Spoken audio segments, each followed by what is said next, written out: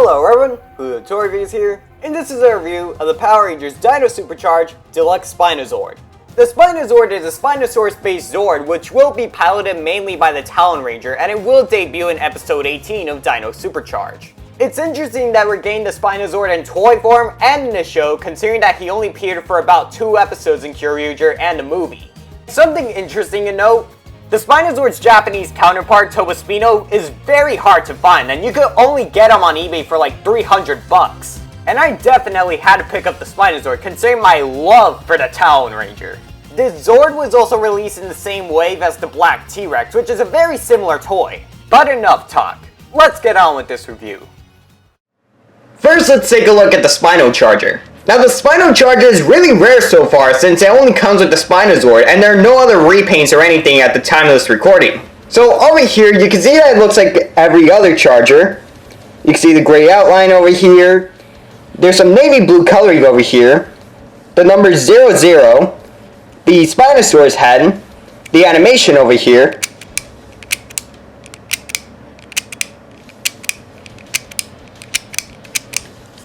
You have the pins over here, which basically presses on all the buttons in the Dino Charge Morpher. On the back it says Spinosaurus, and here's the QR code in case you want to scan it. Alright, and that's basically it for the Spino Charger. So now, let's get on with the Spino Zord itself. Spinal Charger, engage! Monster extinct! Spinal Charger, engage! Spinosaurus! Power Ranger Talon! So over here is the Spino Zord, and it's based off of Spinosaurus, and it's mainly used by the Talon Ranger. Let me just get this off the bat. This is basically a repaint of the T-Rex. However, I'm going to go over what's new about the Spino Zord. The first thing, the head. You can see over here that it's very lean and skinny considering the fact that this is a Spinosaurus and not a T-Rex. And if you grab the Charger and insert it in, you can see that that feather pops up, and I actually like it even though it's not in the show. It makes the Spinosaurus look more like the T-Rex, which is what it's based off on, and I think it's a nice replacement for the fact that we didn't get the boomerang feature that Spino had. The next thing, the shield over here. You can see this whole spine piece over here.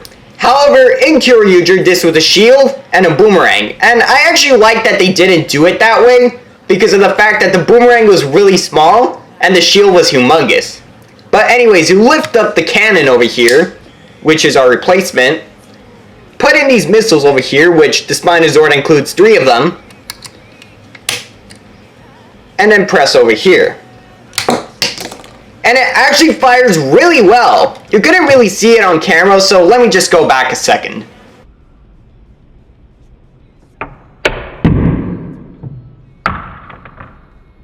And the last thing I'm going to talk about for the Spino Zord is the tail. Now, for some reason, they decided to cut off the tail, because in Kyoryuger and in Dino Charge, the Spino Zord has the tail just like the T-Rex, long and pointy. However, here they cut it off like if he was a poor little dog. I don't know why they cut it off. Maybe it would have affected the price of the Spino Zord, considering this is a Deluxe Zord. I really don't know, and nobody is sure either about why they cut off the Spino Zord's tail. And maybe you could grab the tail from your Dino Charge Megazord and put it onto the Spino Zord. However, I can't with mine since I have the version of the T-Rex that has gold instead of yellow. And I'm not going to spend 30 bucks on another Dino Charge Megazord just for a tail. So really, that's it for the Spino Zord. There isn't much to talk about. So now, let's get on to the Spinal Charge Megazord. So to combine the Spinal Charge Megazord, we're going to start with the Ankylozord, which is the left arm of the Megazord. Basically, you're just going to grab him and fold his legs up. And that's really it. The same goes for the Pachysord as well.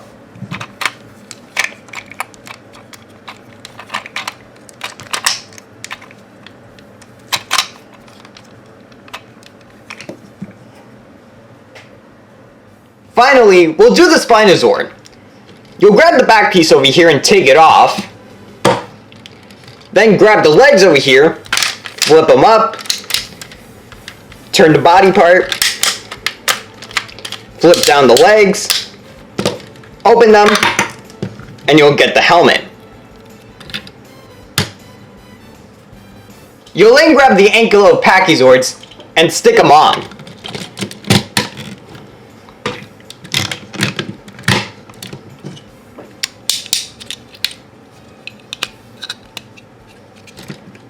And put in the blaster over here. So over here is the Spinal Charge Megazord, and I really like it. Let me start off with the color scheme.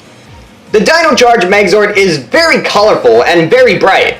However, here the Spinal Charge Megazord is filled with cold colors, which is a nice contrast considering the fact that in Kyoryuger, Toba Spino was an evil Juderu until he was turned good.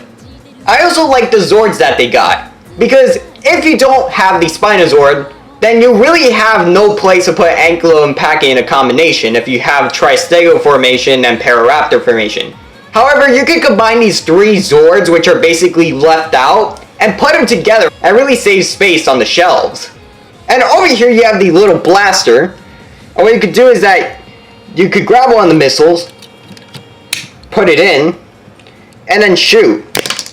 And it really doesn't shoot that well because if you look over here, this isn't really well adjusted. Like, you could fix it, but the grip on the blaster isn't really that good, as it's just this little peg and then it goes into this little hole. And also another thing, you could actually have extra weapons. For example, you could lower the Ankylozord's hammer, and you could lower the Pachysword's mace. There it is. So you really have an armored Megazord over here. So overall, I really like this combination, and it just looks really nice. So now, let's get to my final thoughts. So overall, I really like the Spino Zord, and I would highly recommend it if you want to complete your Dino Charge Zord collection. I know I may be a little bit biased here considering my love for Death Fuger / the Talon Ranger, but I really like the Spino Zord and the Spino Charge Megazord. Yes, it's basically a repaint of the T-Rex, but it grabs an already established design and turns it into its own unique way. And I like how Bandai of America took some creative liberties with this, with things just like the fin and the spine being the cannon, which helps differentiate it from Toba Spino. So what are your thoughts? Do you think that the Spino Zord really charged it up? Or are you a Sentai purist who would prefer to pay $300 on eBay for Toba Spino? Leave your thoughts below in the comments. Make sure to check out the Power Chamber podcast, and until next time, I'm Julio Torres, and I'm signing off. Thanks for watching, everyone.